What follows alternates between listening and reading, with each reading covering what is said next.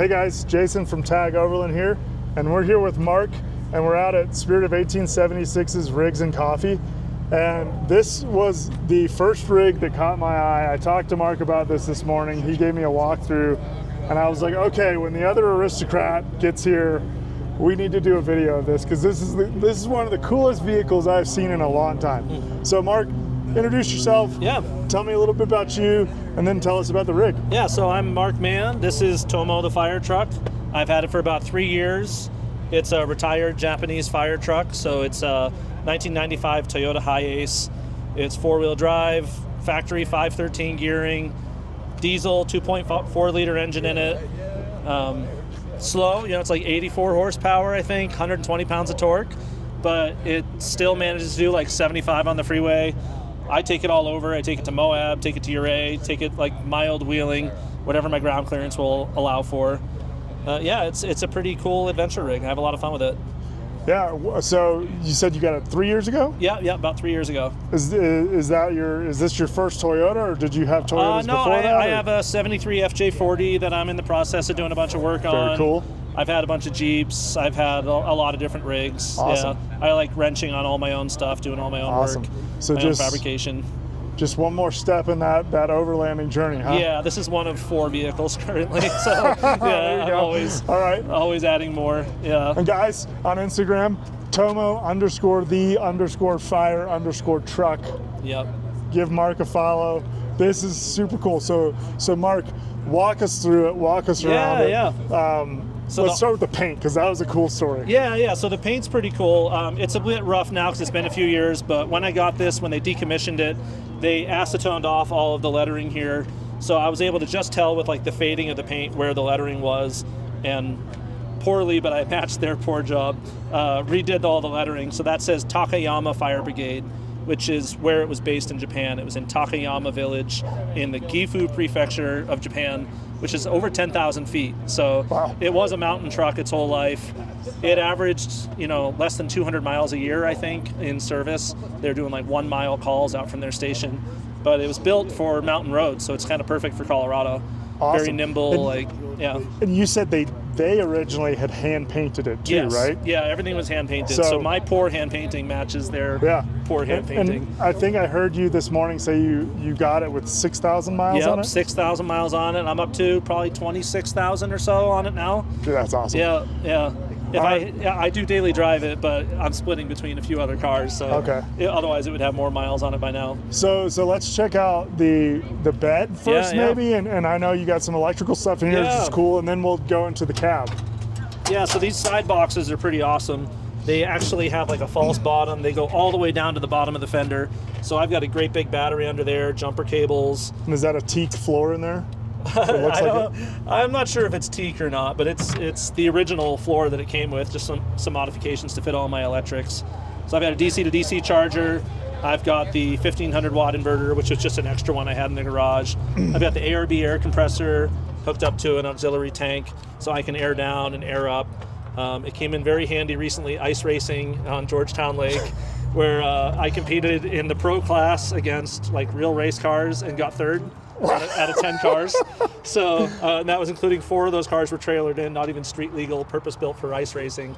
And I still managed a podium. So guys, I don't know if you're from Colorado, you probably know the Georgetown racing. If you're not from Colorado, there's a lake.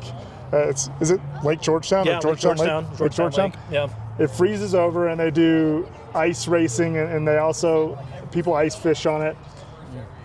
If you check out Instagram, you'll see like people in Jeeps on this lake. You'll see people in Porsches with studded snow tires. Like, so coming in third in the pro class, that's a feather in the cap. I thought I'd be dead last across every class, and somehow I managed a podium. So I was pretty happy with that.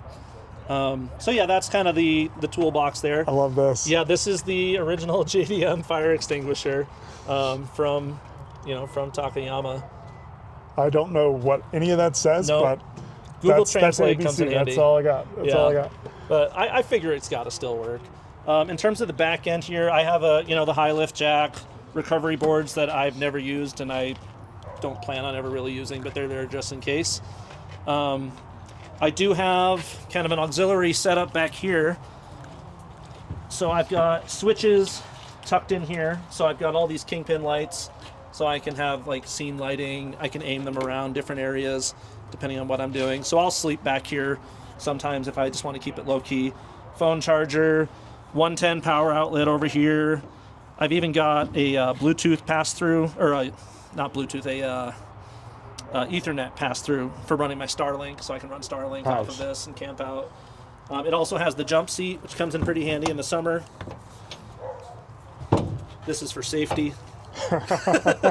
So I have piled 8 people in here to go like whitewater rafting. You throw the raft on the roof. 8 people, all our gear, paddles, jackets, everything. It's a pretty great shuttle rig. Very neat. Yeah. I like the sticker down here too. Sorry. Yeah, the sorry. Yeah. My wife designed that one for me. When I first got it, I was pretty self-conscious about going slow and holding up traffic, but I don't think I've ever had a person mad at me for being stuck behind this. They're always giving me thumbs up. Or no, dude, I'd be sitting, like, if I was behind you and I didn't know you, I'd be like, what is that? Like, right. I'd be trying to figure it out. Yeah. And I've got cameras hidden kind of all over this thing. So I've got a rear view camera here hooked up to my my dash cam, and then I've also got a little camera tucked up here. So when I'm, parallel parking or whatever, I can see straight down, or I can see if I have like cargo in the back that's flying out. Because I use this as a work truck too. Like I've put a yard of soil in the back at 2,000 pounds. Wow. I've put, landscaping rocks, 10 or 15 sheets of plywood back here. It's a 1 1/4 ton suspension, so it's incredibly heavy duty. Like it'll take anything. It barely squats. I pulled an 11,000 pound tiny house with it up a snowy hill, not even on a road, and parked it in position in like 8 inches of snow. And this thing did it with like not really any trouble. Dude, the old Toyota stuff, like I'm a Jeep guy, but the old Toyota stuff was what first got me into 4x4s. Yeah. I'm not a big new Toyota fan. Sure. But like a lot more complicated. It just is, it's like this kind of stuff where you're like, I pulled an 11,000 pound no trouble tiny home up a snowy hill. Do that in your 2024 Tacoma. Yeah, this vehicle weighs 4,200 pounds. So like comparison, I didn't take it on the road, of course, because then I'd be killing somebody if I tried to stop. But you can kind of see the obvious connection here too. Of course, is the military trailer that I'm kind of building to go with it. So this is an M116A military trailer. It's got like a 2,500 pound load capacity. So I actually load up a little Chinese mini excavator on here that weighs a couple thousand pounds, and I tow that around with this, even on the freeway. I've got an electric brake controller inside, all that. This is a nice touch. Yeah, so I had to throw, I had this hanging on my fence for a few years and thought it was kind of perfect for this project. So it's an old Hilux tailgate that's kind of clapped out and rusted out, but I thought it was perfect for this.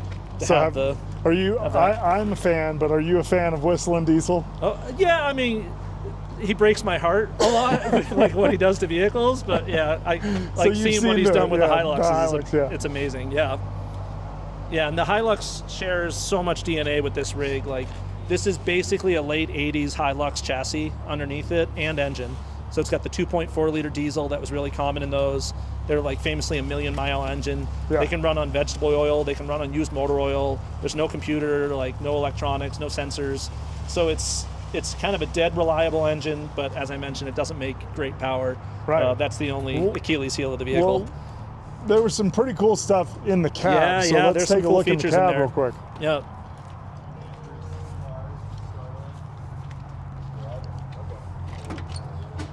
So obviously we're looking at a right-hand drive rig here. Pardon the mess.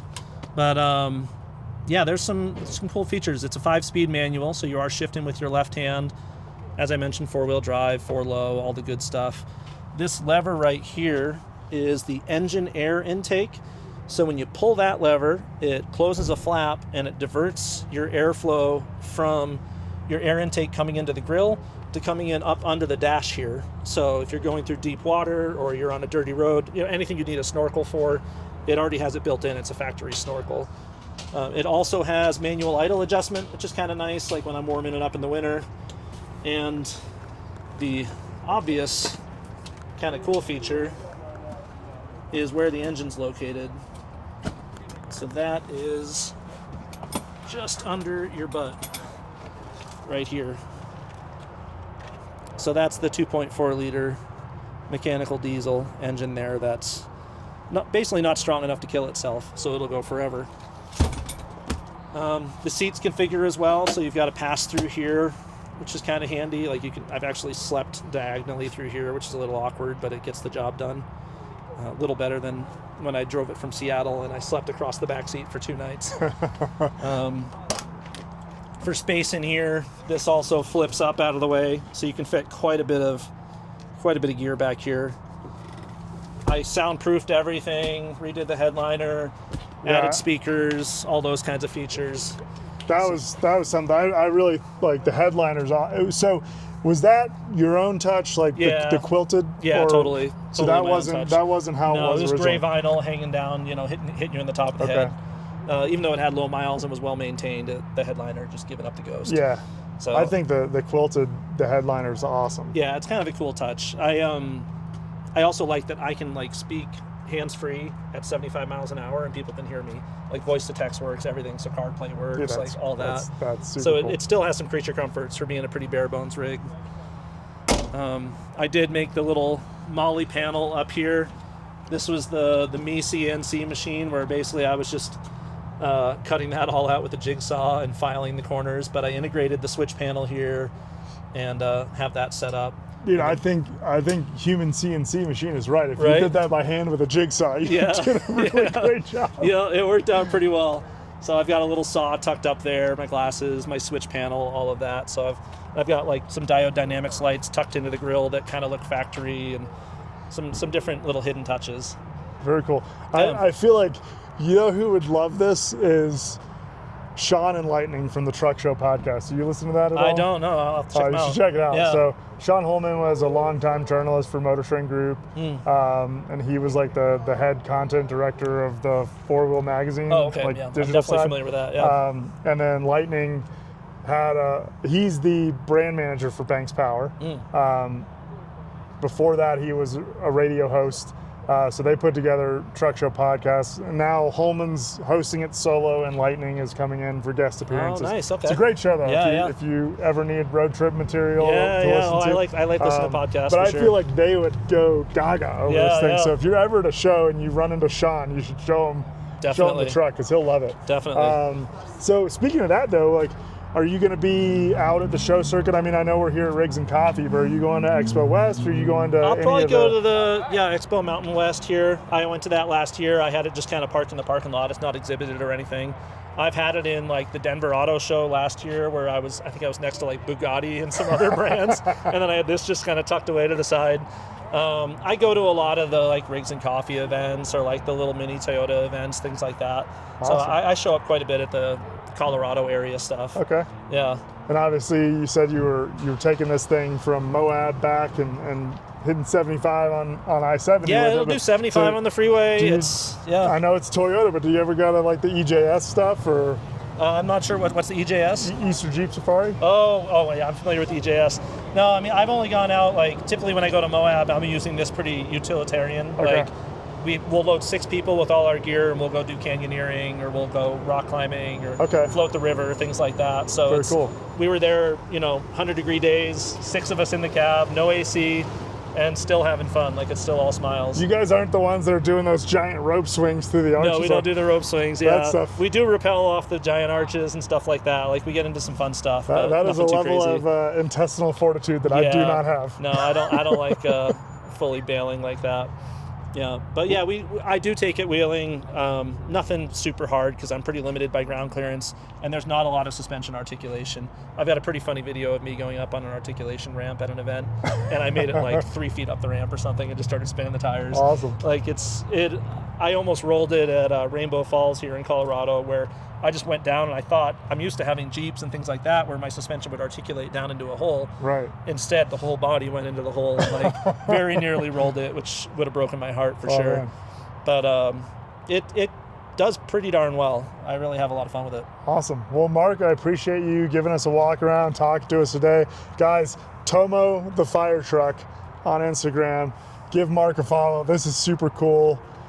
Anything else you want to tell us about the rig, or are we pretty well wrapped up? No, I mean that's pretty much the bullet points. There's details I could go into on this thing for days, but yeah, it's a pretty fantastic rig. I've got a lot of plans for the future on it. The dream is a 1UZ swap, so throw a Lexus V8 in there, which I know will kind of piss some people off because it's got the like bare bones mechanical setup. Right. But I think being able to do that, solid axle swap it, like put 33s on here, still try to keep as much of this fire truck flavor as I can, but that'll make it so it's a lot more capable, and I can do a lot 37s, more. you say? Yeah, the 37s. Yeah, and I think the 33s would be pretty great. Like, I don't want it to look like a Franken vehicle. I want it to look like it should have been from the factory, and have the power that it should have been from the factory.